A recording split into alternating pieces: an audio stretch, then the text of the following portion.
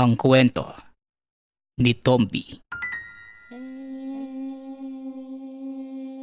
Ang kwentong ito ay hango sa totoong buhay. Mula ito sa isa nating tagapakinig. Karanasan ito ni Pepe. Walang eksaktong taon. Probinsya ng Siquijor. Umalis na kayo sa bayang to.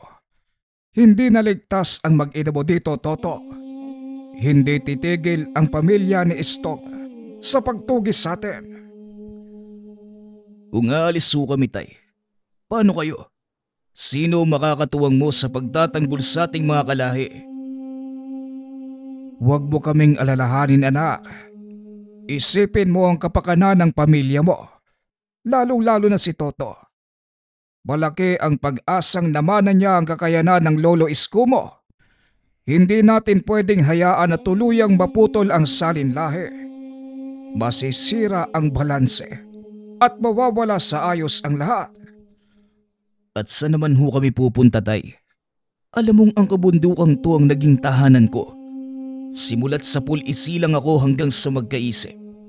Bagis sina Pepe, ito na ang buhay na kinagisnan.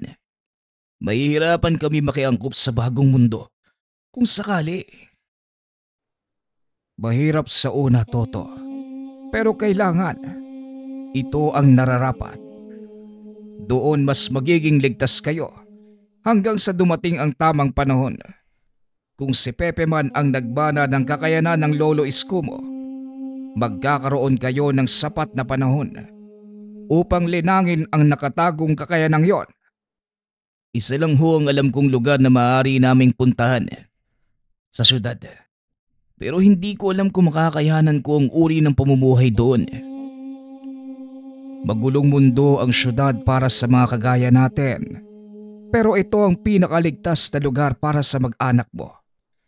Sundin mo ang sinasabi ko sa iyo, Toto. Hindi para sa pansariling kapakanan. Isipin mo ang kinabukasan ng ating angkan. Sandaling katahimikan ang nangyari sa dalawa. Makalipas ang ilang segundo. Ano, Toto? Nakapagpasya ka na ba?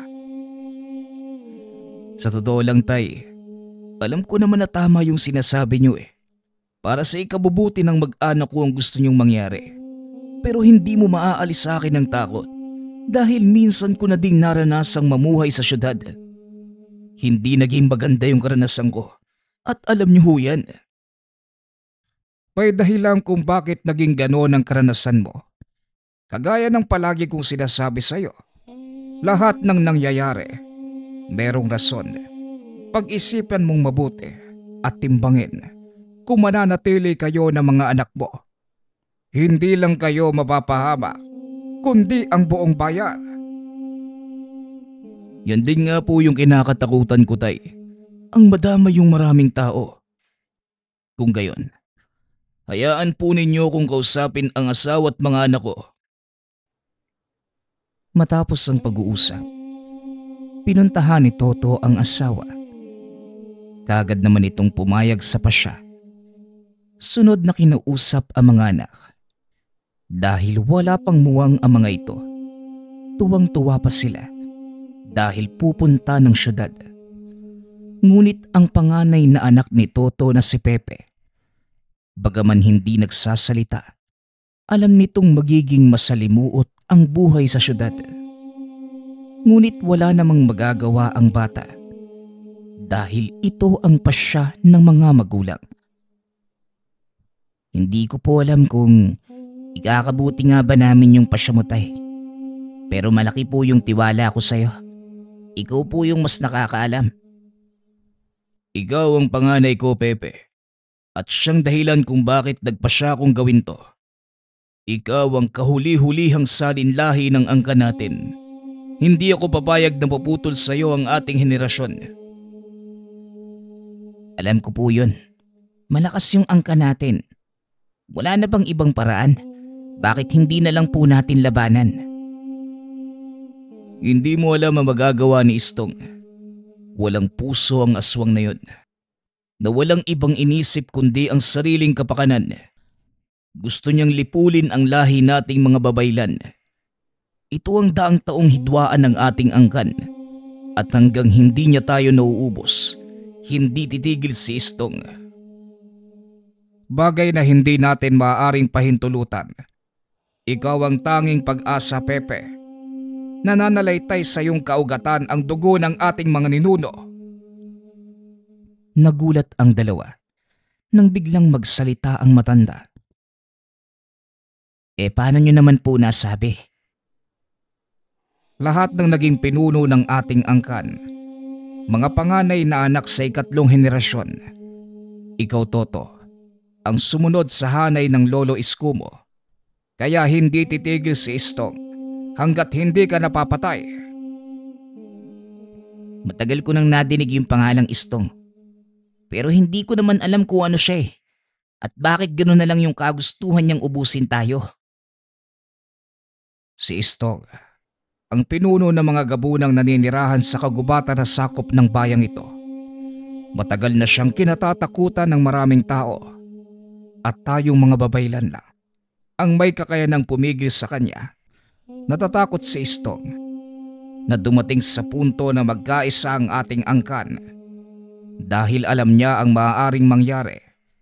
Kaya naman, palihim siyang nakikipag-ugnayan sa mga engkantong itim upang ubusin tayo. Kung takot naman pala siya sa atin, bakit hindi na lang tayo ang sumugod sa kanila at ubusin silang lahat? Di po ba mas makakabuti yun? Mahigpit na ipinagbabawal ng ating batas ang pagsisimula ng anumang gulo laban sa ibang lahi, maging sa mga engkanto. At isa pa, dahil sa pakikipagkasundo ni Istong sa mga ito, lalo siyang lumakas at ang tanging nakikita naming paraan para makaiwas sa posibleng kaguluhan, lumayo sa lugar na ito. Kagaya ng sinabi ko sa iyo, Tay, malaki po yung tiwala ko sa pasya mo at gagawin ko din yung makakaya ko para makatulong sa inyo. Sa murang edad, kahit papano, naturuan na si Pepe ng mga pamamaraan, lalo na sa pakikipaglaban ng pisikal at kumbate espiritual. Biyasa sa larangang yun si Lolo Macario at ang ama naman, kilala bilang mahusay na mandirigma. Sa ngayon, tatakas tayo para mabuhay. Pero darating ang panahon na babangon tayong muli at lalaban. Ihanda mo na mga gamit mo, Toto. Sa makalawa, aalis na tayo. Sinunod ni Pepe ang sinabi ng ama. Kinagabihan, na maalam na ang binata sa mga kaibigan at kakilala. Bagaman malungkot ang bata, ngunit wala itong magagawa. Kaligtasan na ng pamilya ang nakasalalay. Pagkarating ng makalawa, maagang nagising ang lahat sa nayon para magpaalam sa pamilya ni Toto. Hindi ito ang huli nating pagkikita, Toto. Sikapin mong maging ligtas ang mag-anak mo. Ako nang bahala dito sa nayon. Huwag kang mag-alala dahil hindi ko pababayaan ang ating mga kalahi. Maraming salamat, Hutay. At sa inyong lahat, ipinapangako kong ibabangon namin ang ating angkan. Kahit anong mangyari, babalik at babalik kami sa lugar na ito. At sa pagkakataong yun, sisiguraduhin kong muli tayong kikilalanin. Matapos makapagpaalam, umalis na ang mag-anak papunta ng syudad. Habang nakatingin sa malayo, nagsasalita naman ang batang si Pepe. Balang araw, babalik ako at itatayo ko ang karangalan ng ating sityo. Inabot ng halos isang araw ang biyahe bago dumaong sa pantala ng Maynila. Iniikot ng bata ang tingin sa paligid. Dahil sa dami ng tao, hindi nito namalayang napahiwalay na sa mga magulang. Hawak ni Toto ang dalawa nitong kapatid. Sa pag-aakalang nakasunod lamang si Pepe, hindi na ito lumingon. Ngunit nang makalabas na sa pantalan, napansin nitong wala si Pepe sa likod. Kaya iniwanan ni Toto ang mag-ina sa sulok upang balikan ang bata. Mabuti na lang, tinandaan ni Pepe ang palaging sinasabi ng ama na wag aalis sa kinatatayuan kung hindi niya alam ang pupuntahan. Natagpuan niya itong nakatayo malapit sa isang poste. Dali-dali niya itong nilapitan. Ngunit napansin ni Toto na nagsasalitang mag-isa si Pepe. Nakatalikod sa kanya ang bata. Marahan itong naglakad. Hinawakan sa balikat si Pepe. O anak, sinong kausap mo? At bakit ka nandito? Tay, may nagtatanong kasi sa akin. Umalis na din naman. Nagtanong? Wala naman akong nakitang tao eh. Tara na, inaantay na tayo ng nanay mo. Doon nga po siya nagpunta tayo sa maraming tao. Di ko na nga po nakita eh. Ganun ba? O siya, tara na at tatanghaliin na tayo. Hindi na nagsalita pa si Pepe. Sumunod na lamang sa ama. Bumalik ang mga ito sa naiwang ama at kapatid. Matapos tumuloy na sa pupuntahan niya. Hindi kalayuan mula sa pantalan ang tirahan ng kaibigan ni Toto. Kaya nilakad na lamang nila ito. Sa kasamaang palad, wala na sa lugar na yon ang kaibigang si Lito.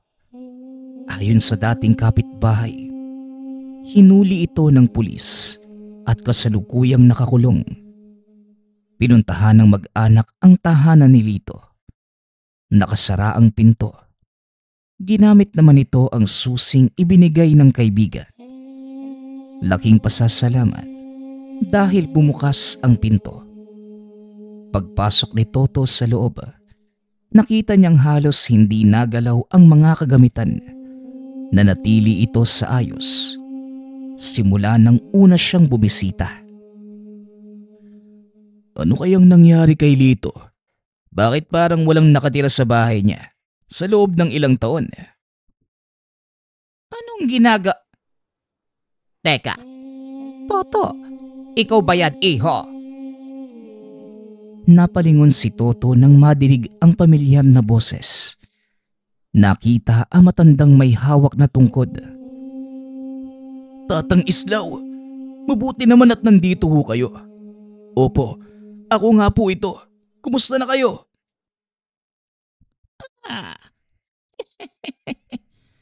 Heto, malakas pa sa kalabaw. Ikaw, saka sino ba tong mga kasama mo? Ang pamilya ko, ang asawa kong si Mila, ang panganay kong si Pepe, at ang dalawa kong anak. Mila, si Tatang Islaw nga pala, kaibigan namin ni Lito. Dali-dali namang nagmano ang mga anak sa matanda. Samantalang si Pepe naman, nakatingin sa labas. Pinagmamasdan ang mga kasing edad na kabataang naglalaro. Hanggang sa nakita ang matandang babaeng nakasuot ng itim na damit. Nakatayo ito sa isang sulok habang nagpapaypay ng pinagbabagang uling. Tila tumatagos ang paningin ni Pepe sa matanda. Kaya kagad nitong kinuha ang atensyon ng ama. Tay, may matanda po doon sa labas oh. Parang tumatagos po yung tingin ko sa kanya. Tignan niyo po tay, dali. Dali-daling lumapit si Toto at Tatang Islaw. Kinumpirma ng matanda na aswang nga ang babaeng yun. Hindi ko alam na may kakayanan pala ang anak mong ito. Hindi na nakapagtataka. Angkan nga kayo ng mga babaylan. At mukhang dibino pa ang batang ito ha. Abay teka, kumain na ba kayo? Sandali lang at kukuha ako ng bigas sa bahay nang makapagsaing.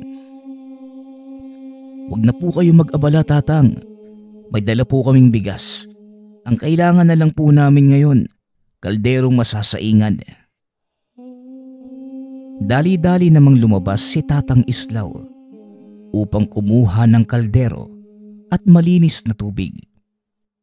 Matapos yun, patuloy na nagkwentuhan si Tatay Toto at Mang Islaw. Toto, baka pwede mo akong tulungan. Nagtitinda ako ng mga pangontra at banyo sa simbahan. Tuwing umaga, dumarami na yung mga parokyano ko. Minsan may mga nagpapagamot sa akin.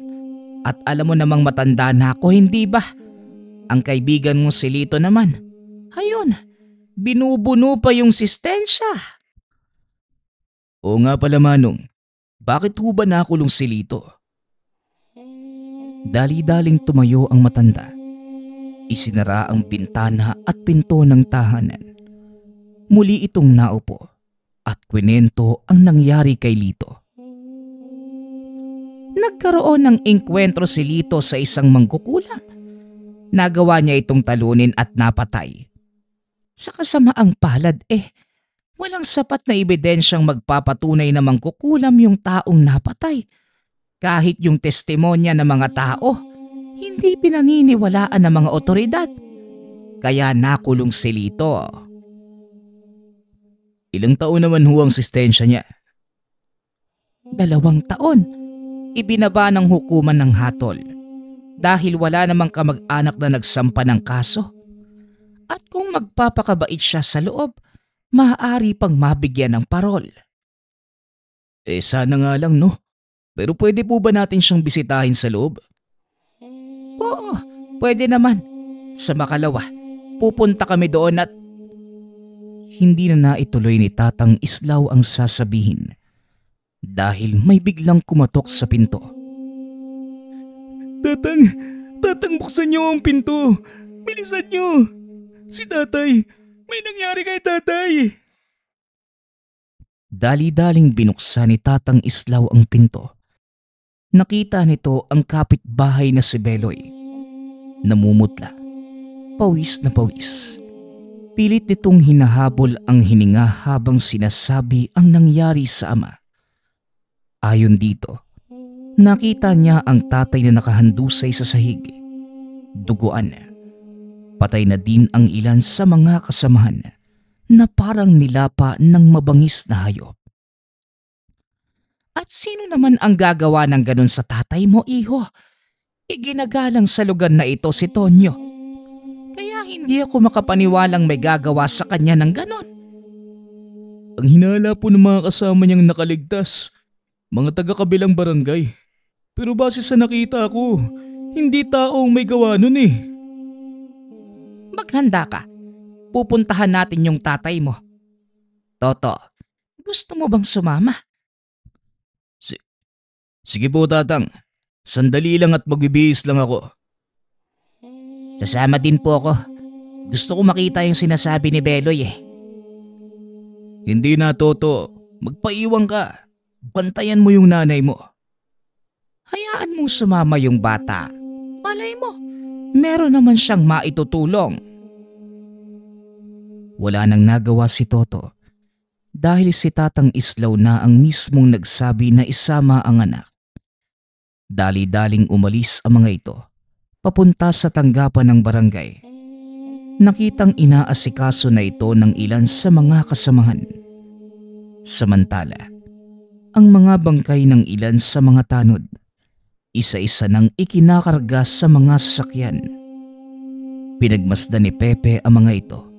Napagtanto na hindi tao ang may kagagawa ng pagpatay sa kanila. Sa palagay ko, malaki ang galit ng taong gumawa nito sa kanila. Ang tanong, sino? Hindi po tao yung may gawa nito, tatang. Base sa mga kalmot at malalaking bakas ng ngipin sa leeg, masasabi kong isang malaking aso ang pumatay sa kanila. Tama ang sinasabi ng bata. Malaking aso nga ang sumugod sa amin.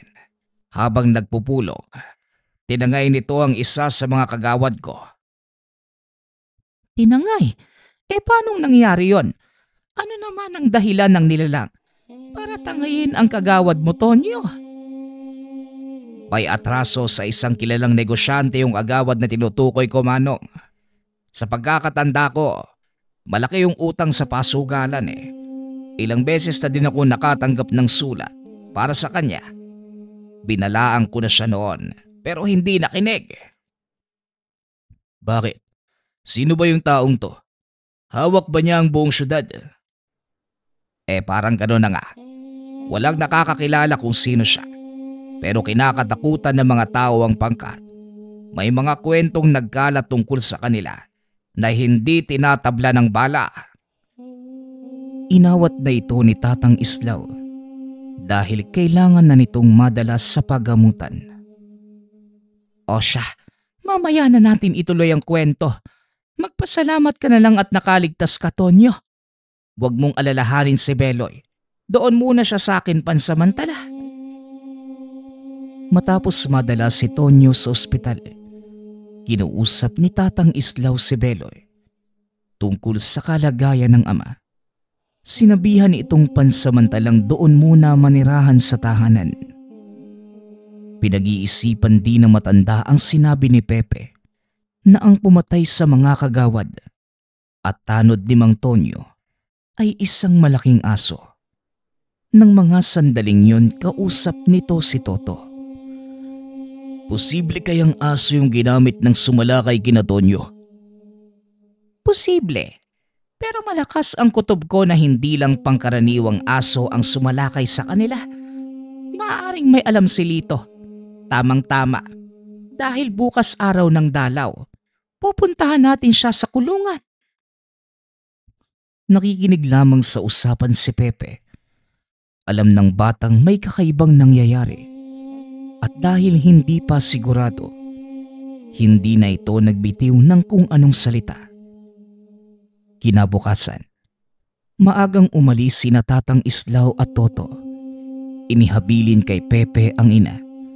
Naroon naman si Beloy para umalalay kung sakaling may kailangan sa labas ng tahanan.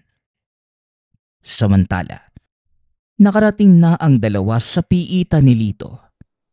Matyagang nag-antay ang mga ito hanggang sa tawagin ng mga gwardya upang makapasok. Tuwang-tuwa si Lito nang makitang nasa maayos na kalagayan ang kaibigan.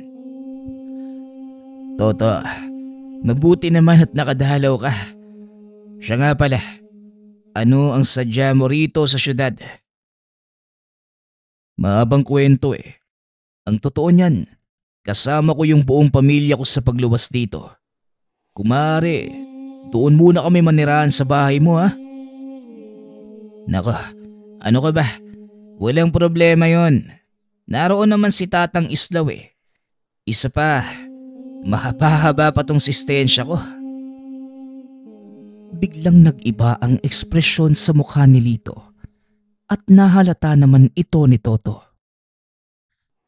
Sabihin mo nga sa akin yung totoong nangyari. Kilala kita eh. Alam kong hindi mo magagawang pumatay nang walang sapat na dahilan. Alam kong kayo lang ni Tatang Islaw ang nakakaintindi sa mga sasabihin ko. Pero hindi tao ang napatay ko nung araw na yun eh. Pero syempre, hindi yun paniniwalaan ng mga otoridad. Lalo na at wala kang sapat na ebidensya para patunayan ang sinasabi mo. Yun nga ang mahirap, Tatang eh. Pero nandito na tayo. Wala na ako magagawa pa. Siya nga pala. Bakit nga ulit kayo lumuwas? Muling tanong ni Lito. Kaagad namang isinalaysay ni Toto ang nangyari sa pamilya. Istong, teka, parang nadinig ko na ang pangalang yan eh. Hindi ko lang maalala kung saan at kanino. Imposible yata yung sinasabi mo. Ngayon ko palang nabanggit sa'yo yung pangalang yun eh. Maliban na lang kung nagkakilala na kayo. Alam ko, Toto, at sigurado akong hindi ko yun narinig mula sa'yo. Hindi ko lang matandaan kung... Tama, naalala ko na. Nadinig ko na din yan kay Tonyo. Kay Tonyo? Wala namang binanggit sa amin ng taong yun. Sa katunayan sinugod siya ng hindi kilalang nilalang kahapon. 4 sa mga kagawad at tanod ang napatay. May alam si Tonyo, Toto. Kung maaari, tanungin mo siya. Malakas ang kutob ko na konektado ang lahat ng ito. Simula sa pagkakakulong ko hanggang sa pagluwas niyo dito sa Maynila. Matapos ang pag-uusap na yon, binalikan ni Tatang Islaw si Tonyo. Kasalukuyan itong nagpapagaling sa ospital. Pagkarating sa silid, naroon ang kapulisan at inuusisa ito sa totoong nangyari. Ilang sandali pa, lumabas na ang mga otoridad. Kinuha ni Toto ang pagkakataon upang kausapin si Tonyo tungkol kay Istong. Si Istong, kilala ang taong yon bilang protektor ng mga pasugala. Malaki ang impluwensya niya sa mga sindikato rito. Duda nga ako na siya din ang nagpapatay sa amin eh. Kung ganun, nauna pa palang lumuwas dito si Istong kaysa sa amin. Pero paano nangyari yun? Kaya nga kami tumakas sa kabundukan dahil sa banta niya sa amin doon. Mukhang nakatadhana ang pagharap nyo ng Istong na yan, Toto. Sinadya ng pagkakataong magkasama kayo sa iisang lugar at 2 rason lamang ang nakikita ko. Una, ang tuluyang pagkalipol ng iyong angkan. O ikalawa, ang tuluyang wakasan ang pagnanasang tapusin kayo. Alinman sa 2 rason, Manong, hindi dapat malaman ng asawa ko at ni Pepe ang tungkol dito dahil siguradong matatakot sila. Wala kang dapat alalahanin tungkol sa bagay na yan, Toto. Hindi kami magsasalita ni Tonyo, pero hindi mo na mapipigilan ang tadhana. Magaganap ang inyong pagtutuos. Kung sakali mang dumating yung pagkakataong yon, sisiguraduhin kong handa na si Pepe. Lumipas ang ilang araw. Tuluyang gumaling si Tonyo. Muling bumalik sa paglilingkod bilang kapitan. Si Pepe naman, unti-unti nang nasasanay sa bagong kapaligiran. Naging maayos at mapayapa ang buhay. Si Toto na masukan bilang matador sa palengke. Si Pepe naman, katulong ni Tatang Islaw sa panggagamot. Naging kampante na din si Toto na walang mangyayaring masama. Ngunit dumating ang isang kaganapan na bumago sa buhay ni Pepe. Sabado ng tanghali, umalis sina Tatang Islaw at Pepe upang manggamot. Naiwan ang ama sa tahanan kasama ang ina at kapatid. Pagod galing sa buong gabing trabaho ang ama, kaya hindi na niya ito ginising upang magpaalam. Sa kalagitnaan ng panggagamot, biglang nakaramdam ng kakaiba si Pepe. Bigla nitong naisip ang pamilya. Kinabahan, kaya sinabi kay Tatang Islaw ang nararamdaman. Tang, hindi po maganda yung kutob ko. Parang may nangyaring masama. Ganon ba? Ang totoo, ako din, Toto. Kanina pa ako nababalisa. Hindi ko alam ang dahilan. O siya, bilisan mo nang magligpit nang makauwi na tayo. Dali-daling umuwi ang mga ito. Dahil hapon na, madami ang nag-uuwian. Wala silang masakyan, kaya naisip na mga itong maglakad. Pagkarating sa tahanan, nakita ni Pepe na bukas ang pinto. Hindi pa nakasindi ang mga ilaw ng bahay. Dali-daling pumasok si Pepe. Pagbukas ng ilaw sa sala, tumambad ang wala ng buhay na katawan ng ina. Pinuntahan ni Pepe ang mga kapatid sa silid. Nakitang nagkalat ang dugo sa sahig. Sa kama, nakita nitong wala na ding buhay ang 2 paslit. Napasigaw si Tatang Islaw nang makita ang kalunos-lunos na kalagayan ni Toto. Nakasabit ito sa dingding habang may nakatarak na sibat sa dibdib. Wakwak ang lalamunan na tila kinagat ng kung anong malaking hayop. Napaluhod na lamang sa sahig si Pepe. Tumulo ang luha. Walang salitang lumalabas sa bibig habang nakatitig sa wala ng buhay na ama. Mahabaging langit!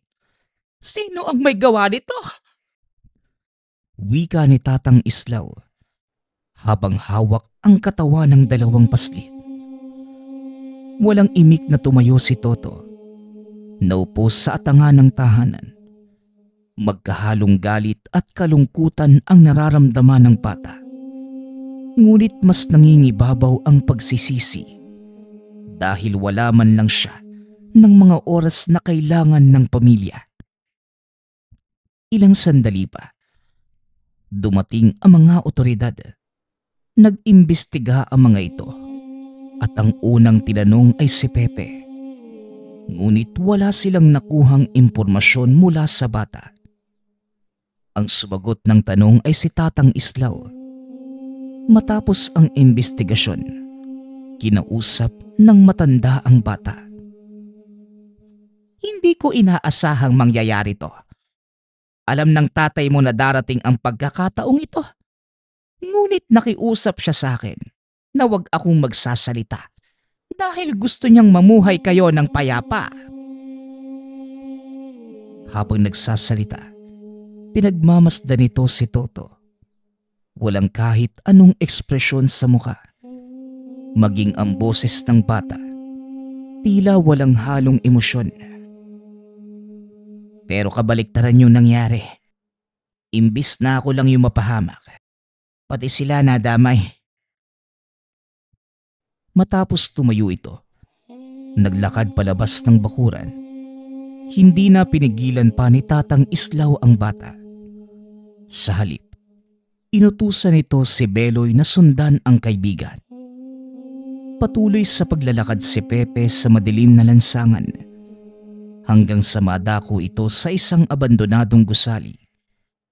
Walang kailaw-ilaw sa lugar dahil malayo na ito sa kalsada at mga kabahayan. Nagtago si Beloy sa likod ng poste.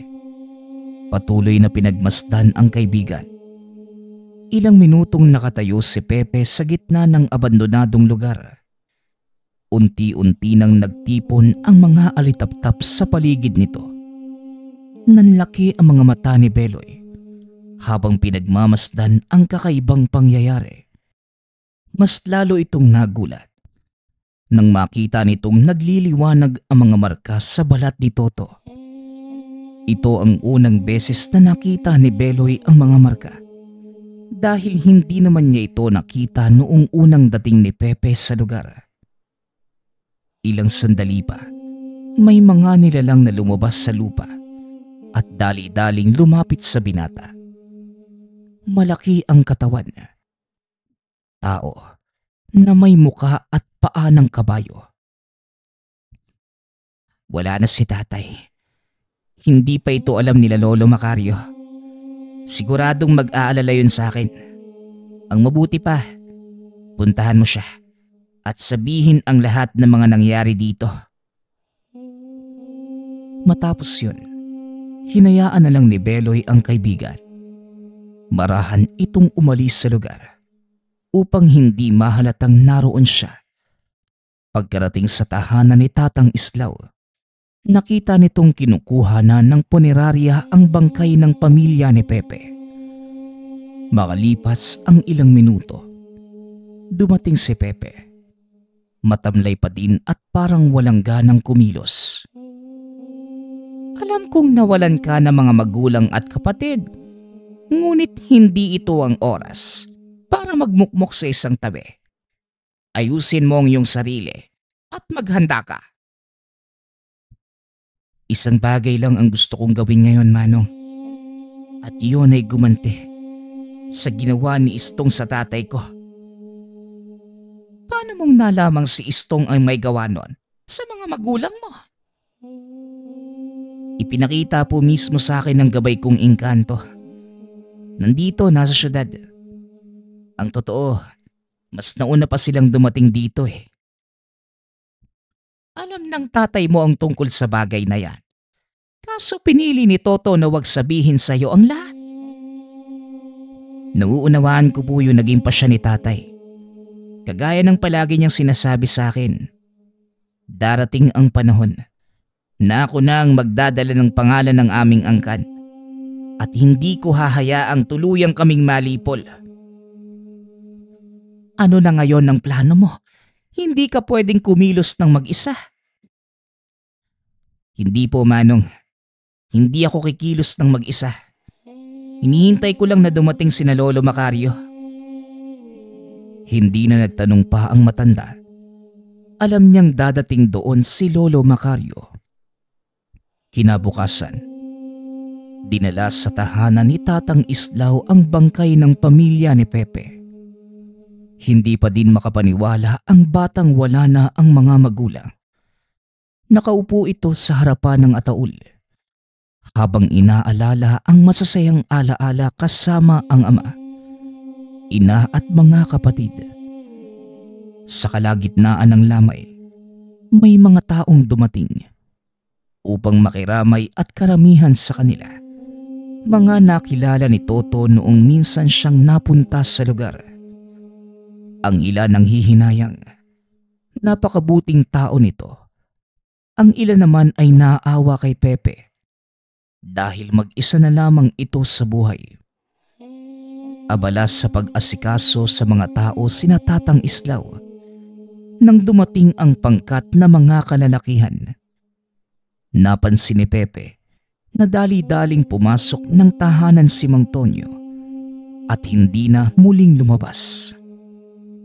Tumayo ang bata at tinignan kung ano ang nangyayari. Mang Tonyo, ano po ba yung nangyayari?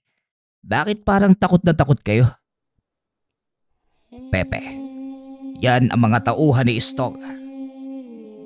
Nanlaki ang mga mata ni Pepe. Sa hindi malamang dahilan, biglang sumiklab ang galit ng bata. Walang pagdadalawang isip itong lumabas at sinugod ang mga kalalakihang itinuro ni Mang Tonyo. Dito ipinamalas ni Pepe ang kakaibang lakas at bilis. Hindi makapaniwala si Tatang Islaw sa itinatagong lakas ni Pepe. 6 na kalalakihan ang dumating ng oras na yun. Ngunit mag-isa silang pinabagsak ni Pepe. Bagaman hindi alam ang kadahilanan, naghiyawan ang mga tao nang makita ang ginawa ng bata. Ang lalakas ng loob niyong pumunta sa lamay ng mga magulang ko. Hindi pa kayo nakontento nang patayin niyo sila? Ano pa bang gusto ninyo? Tumayo ang isa sa mga kalalakihan at nagsalita. Hindi pa tapos si Istong sa inyo. Hindi titigil ang pinuno namin hanggat hindi na uubos ang inyong angkan. Sisiguraduhin ko sa'yo na magkikita kayong dalawa. Iparating mo ito kay Istong. Naaantayin ko siya. Ngayon, lumayas kayo bago pa ako tuluyang mapikon. Wika ni Pepe. Dali-daling nagsipagtayuan ang mga kalalakihan at nagtakbuhan palayo. Nang mga sandaling yun, nasaksihan ni Tatang Islaw ang itinatagong lakas ng bata. Pambihira ang ginawa mo. Hindi ko akalaing magagawa mong patumbahin sa tigi-isang suntok lang yung mga taong yun. Pangkaraniwang tao lang sila, Tatang. May mas malakas pa sa kanila. At yun ang dapat kong paghandaan. Tugon ni Pepe. Matapos muli itong naupo sa harapan ng ataul na mga magulang. Nang sumunod na araw, habang natutulog ang bata, may mga dumating na panauhin. Si Tatang Islaw ang humarap sa mga ito. Mawalang galang na po. Maaari ko bang malaman kung ano ang sadya ninyo? Ako ang tatay ni Toto at ang pangalan ko ay Macario. Nasaan ang apo ko? Kayo po pala, Apo Macario. Pasensya na at hindi ko po kayo nakikita ng personal. Ako si Islaw, ang kaibigan ni Toto. Si Pepe natutulog. Ilang araw nang walang pahinga ang batang yon. Ganoon ba? Salamat sa pagtanggap sa aking anak at apo. Hayaan niyo na munang matulog si Pepe. Aantayin ko na lamang siyang magising. Kung ganon, tumuloy muna kayo nang makapaghanda ko ng merienda. Naupo ang mga ito sa sala. Kinausap ni Tatang Islaw si Mang Macario at dito nalaman na matanda ang buong kwento. Ilang sandali pa, nagising na si Pepe. Dire-diretsong yumakap kay Lolo Macario. Lolo, wala na po si tatay. Wala silang awa. Pinatay nila ang mga kapatid ko. Kahit si nanay. Alam kong darating ang pagkakataong ito, apo. Ang mahalaga, ligtas ka. Ikaw ang talagang pakay ni Istong. Sa oras na mapatay ka niya, ang ibig sabihin, nagtagumpay na ang kanyang adhikain. Hindi ko papayagang manalo si Istong, Lolo.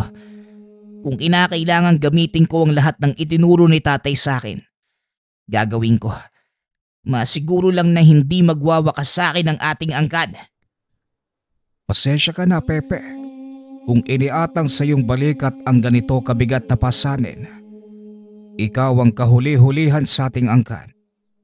Masakit man sa akin na sabihin ito, ngunit sa iyo nakasalalay ang pagpapatuloy ng ating lahi. Hindi po ninyo kasalanan yung naging kapalaran ko, Lolo.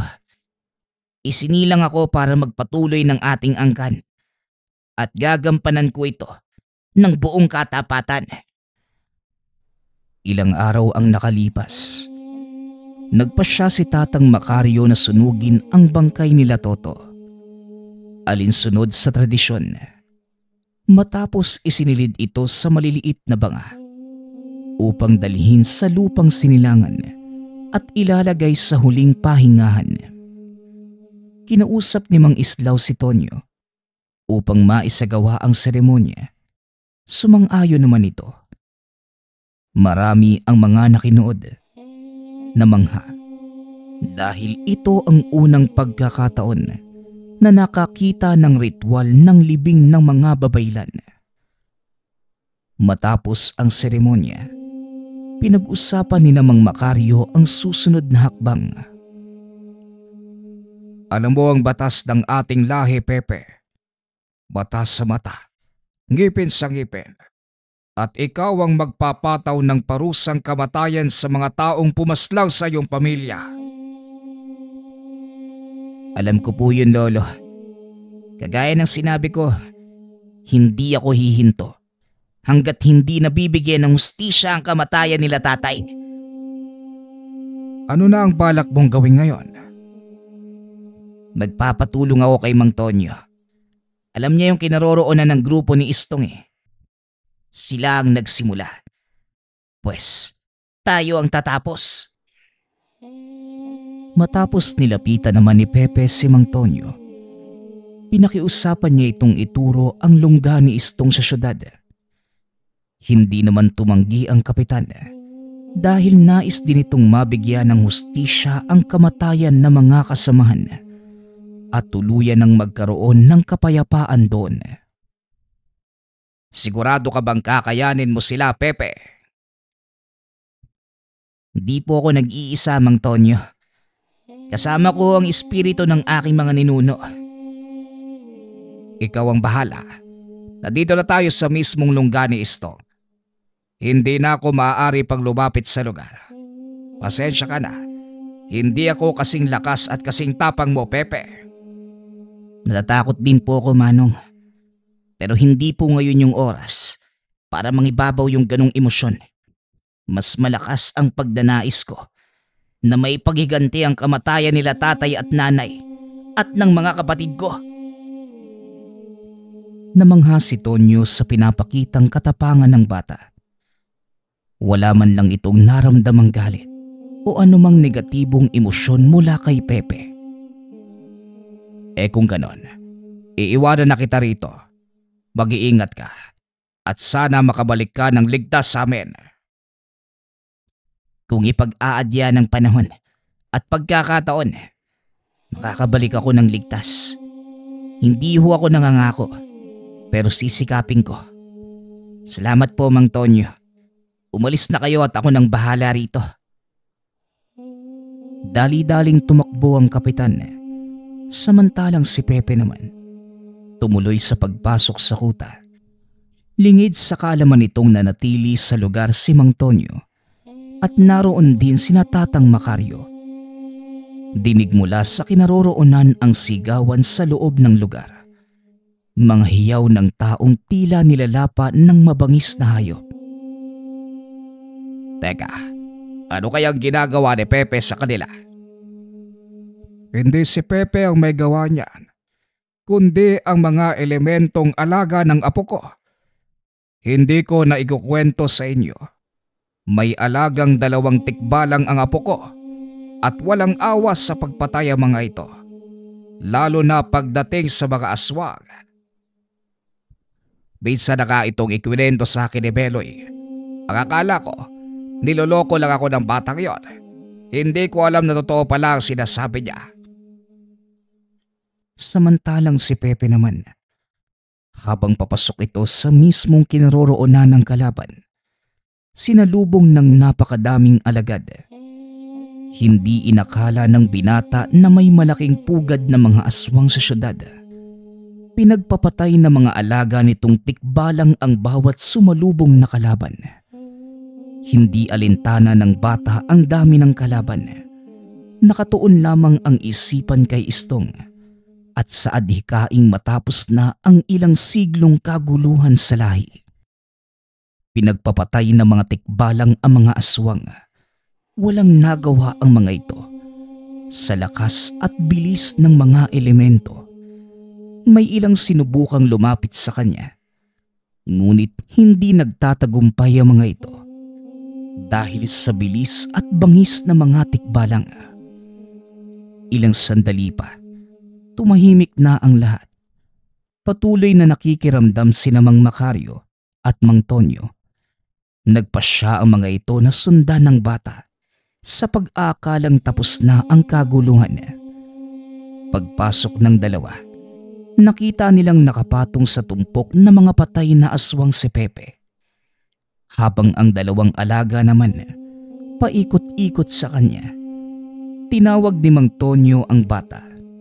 Nagulat ito dahil naroon ang 2. Anong ginagawa niyo rito? Hindi pa tapos ang laban. Paparating pa lang sila, Istong. Sinasabi ko na nga bang mali ang pasya natin, Tonyo. Bilisan mo, umalis na tayo rito.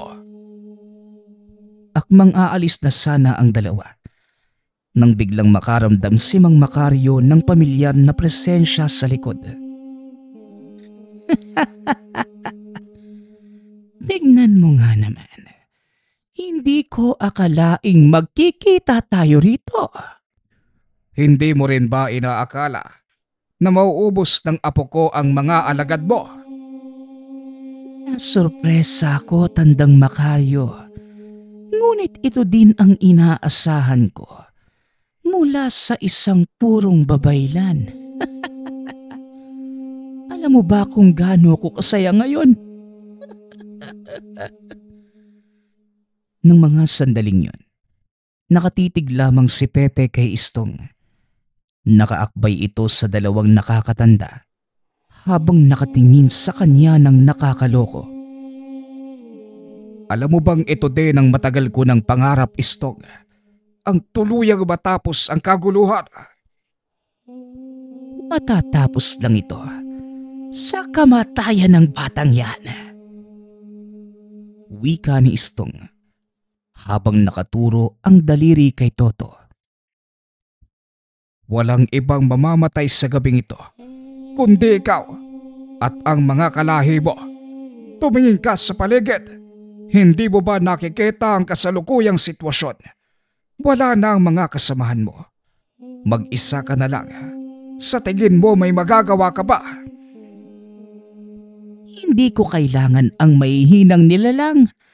Sapat na ang lakas ko para patayin ang batang yan at tuluyang wakasan ang lahi niyong mga babaylan. Wakasan ang aming angkan. Sa palagay mo, ikaw ang gabunang magtatakda nun. Napatingin si Istong sa kinatatayuan ng bata. Laking gulat nito dahil wala na si Pepe sa kinatatayuan. Hinawakan ni Mang Macario si Mang Tonyo sa ulo. Iniyuko. Isang malakas na suntok naman ang tumama kay Istong.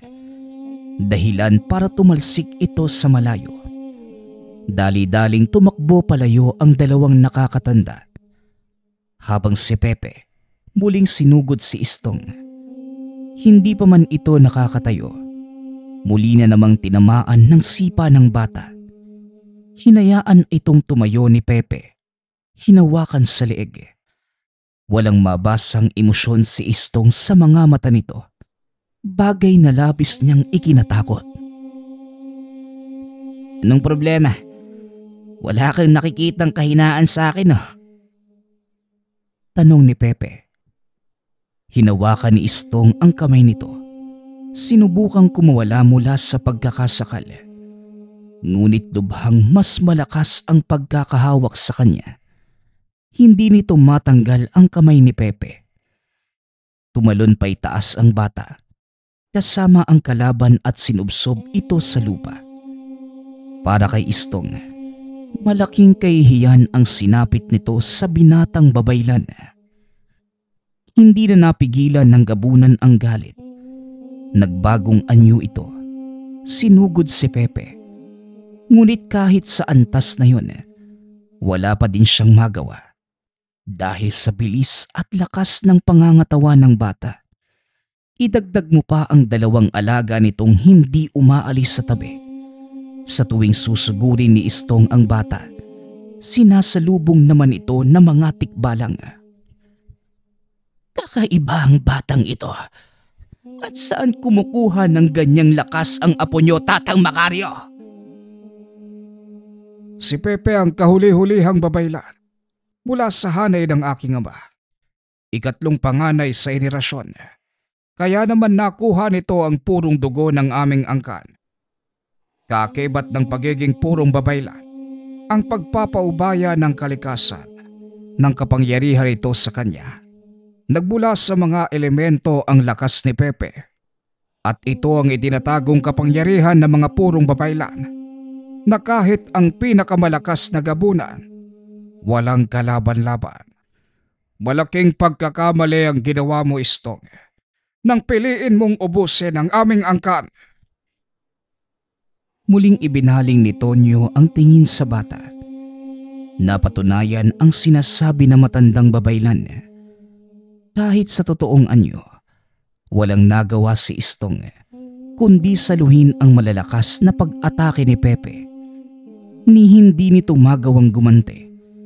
Dahil sa tuwing aatake, naiilagan lamang ito ni Pepe. Hanggang sa tuluyan itong napuruhan ng bata. Isang malakas na suntok sa sikmura. Bigla itong bumalik sa anyong tao. Muling hinawakan ni Pepe sa leeg si Istong at itinaas. Hindi na sana humantong sa ganito ang lahat kung hindi ka naghangad na ubusin ang aming angkan. Kapwa namumuhay ng payapa yung ating mga angkan eh. Pero dahil sa pagdanais mong maghari, ito ang naging kinalabasan.